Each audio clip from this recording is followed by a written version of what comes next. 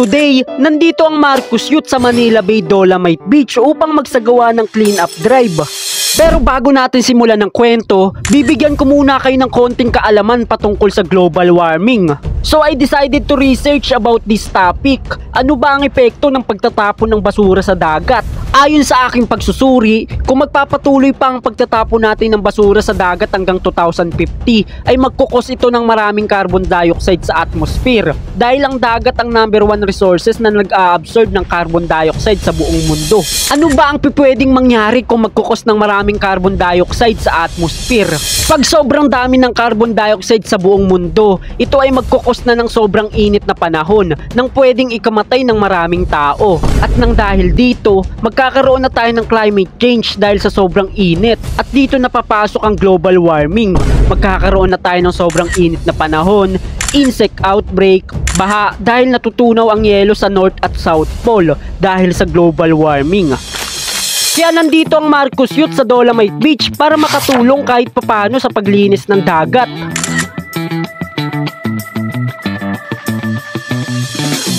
Makalipas ang ilang oras ay ito na ang naging resulta ng aming paglilinis sa Dolomite Beach. So dito tayo ngayon ulit sa Manila Bay Dolomite Beach at naghikaya tayo ng mga organization para tumulong at para maikalat pa yung mission natin na panatiling malinis yung Dolomite Beach at yung kalikasan. Siyempre, sa pangunguna pa rin ni Sir Joe ng ManilaBayBeach.com at saka yung ibang organization na pinahihinikayat natin like yung Makakalikasan Philippines, kasama si Ma'am Bev na founder ng Makakalikasan Philippines, para maglinis at maipakalat pa natin yung mensahe natin na tigilan na yung pagtatapon ng basura sa dagat at magsimula na maglinis at magsimula na mag-segregate ng mga basura ng tama. At nang sa ganun, mabawasan na yung mga basurang nililinis dito at nang magtuloy-tuloy na yung malinis sa kapaligiran dito. At ngayon, sobrang makikita natin, ang linis na. Wala kang makitang basura kahit saan. So, sobrang nakaka-proud na parte tayo nitong misyon na panatilihin itong Manila Bay Dolomite Beach. Kaya sa mga gusto pang sumali, maglinis, tumulong, makisa sa pagtulong sa kalikasan, punta lang kayo dito. At pwede rin naman simulan sa mga sariling bahay. Yung bawat paglilinis, yung pagsisegregate, pwedeng simulan sa sarili, pwedeng simulan sa sariling bahay. Nag-interview din kami ng mga ibang volunteers dito sa Dolomite Beach. Ano po ginagawa niyo dito? Naglilinis po na naglilinis siya ba? Nag-ano siya na kinukuha yung mga basura. And bakit natin ginagawa yung paglilinis? Makatulong sa kalikasan.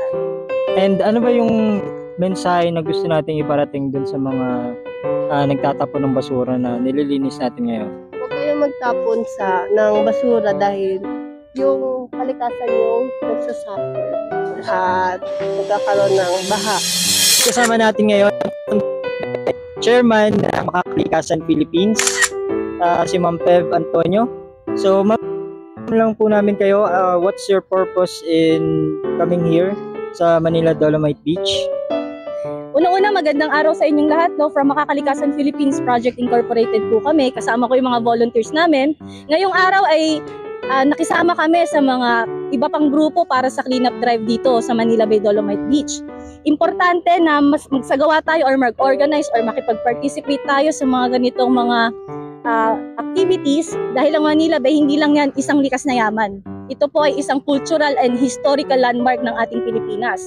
Kaya mahalagang magsama-sama po tayo para panatilihing malinis at balang araw ay wala na tayong lilinisan dito, no? Yun po ang pinaka-purpose natin. Siya nga po pala, ini-invite ko rin po lahat ng youth dyan na makisama sa aming organization sa mga ganitong klaseng mga activities. Unang-una, tree planting. Kasama po ang cleanup drive, environmental education awareness, and of course, environmental sustainability. Maraming salamat po. Alright, thank you so much po, Ma'am Bev. Nag-interview din kami ng isang foreigner na pumunta dito sa Dolomite Beach para mag-relax. What they're doing here? Okay. Yeah. In Did you Italy. Italy? I live in Italy. I am for vacation for Relaxation. for how- relaxation. How- I am arrived in Manila 4 November until today. I go back. Oh, how about this place? How do you find this place? This beach. The beach. The beach here, Yeah. nothing. Only this bay. This beach. Only this bay. But it's nice. It's It's nice. All right. Remember. I hope you enjoyed your stay and thank you so much for Thank this. you. In-interview din namin ng tagapangalaga ng Dolomite Beach na si Sir Joe. So, I've seen a better improvement. It's so white, it's so clean. Yes, it is right now. Yes. So, since it's our fifth time and we still want to promote cleanliness and we still want to protect this Manila Bay Beach, do you have any message to those who still want to volunteer, who still want to Yeah. keep yeah, this of course. white sand Dolomite First, Beach? I want to be perfectly clear. First of all, I do have a vision, but all of this cleanliness is not because of me only. There are so many government institutions and organizations that play a major role in this. I play my role, and I do have my vision, but so do many other people. So this is a large community effort. But that said, the message I want to relay is that although we look out here and the beach is clean right now, a large part of that is because it's a Mihan season. The winds come this way. I'm sorry. The winds go that way on a Mihan, and during Habagat, the winds come this way. So there is a lot more garbage during Habagat season than there is during a Mihan. So this is, in a way, it's an illusion a little bit because the garbage is going that way from the Pasig River. It's going that way. So it's somebody else's problem right now. During Habagat season, it's our problem here.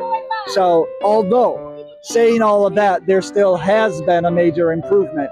And that's because of people like them and the volunteers that we have coming here on an almost daily basis. So right now, we still need to, be prepared and Yeah, prepare for the Habagat season. yeah, and that's what we're going to be doing is we're creating a response team. So I will have on kind of like a Rolodex, speed dial, so to say. I'll have a list of organizations that are willing to come at the last moment. Like if there was a storm one day, then I'll say the very next day, we need you, let's go. And then groups that are ready and willing to respond in an instant.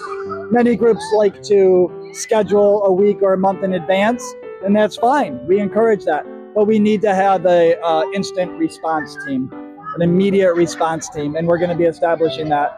Organizations I can just call and they'll be here the next day, or maybe that day, but a quick response. Great. That's a great plan. And how can we continuously support this movement and continuously help this environment? Three very easy ways. Number one is, as a community, we need to improve our improper trash disposal. As a community, we need to do better. You go to 7-Eleven, you eat a hot dog, you don't throw the wrapper on the ground, you find a garbage container and you put it in that. Number one. Number two, you show up here. And this not only helps clean the beach, but it raises awareness. And you'll post it on your Facebook, your followers will see it, and we get the message out to a lot of people. So it's all about raising awareness. And then number three is following Manila Bay Beach Facebook and sharing the message, raising awareness by sharing it with your community. So is solid waste management important too, right? Well, of course, yeah, that's the biggest problem we have. Yeah. Right now, even though you look out here, it looks clean, but there are probably millions of microplastics out here. Those are not the large waste, however, but the large waste are the things that people throw in the Pasig River, the Paranaque River, and from Cavite, Batangas, Nabatos, Dito, Manila, and people just throw things in the river or in the bay, and then the winds bring it here. So we see chinilas and water bottles and diapers and clothing and everything just washes up here. People, I hate to say, I don't want to say people are lazy, but it might be more of people don't truly understand the damage that they're doing. They think just, I'm throwing my chinilas, it's out of my hair, it's not my problem anymore, and it goes down the river and it's gone for them, and they're pleased about that, they're happy. But then it ends up here. And if we have 1 million people doing that, just imagine how many pieces of large waste ends up on the shoreline. It's a lot. volunteers who have been Yeah, well, it's really not enough. The volunteers are not enough because we need to continuously come back day after day after day after day to keep up with the problem. That's the message that we also want to impart to our viewers as well, to know solid waste management properly and put it in the heart so they won't throw their trash anywhere. So that's Yeah, why That is the bottom line. yeah. You eat a hot dog at 7-Eleven, you smoke a cigarette, you don't just throw it on the ground. You find a proper place to dispose of it. Problem solved. It's that easy. It literally is that easy. Cleanliness in the future, now and in the future. Ang Maritime Police dito sa Dolomite Beach. Sumali na sa Marcos Youth.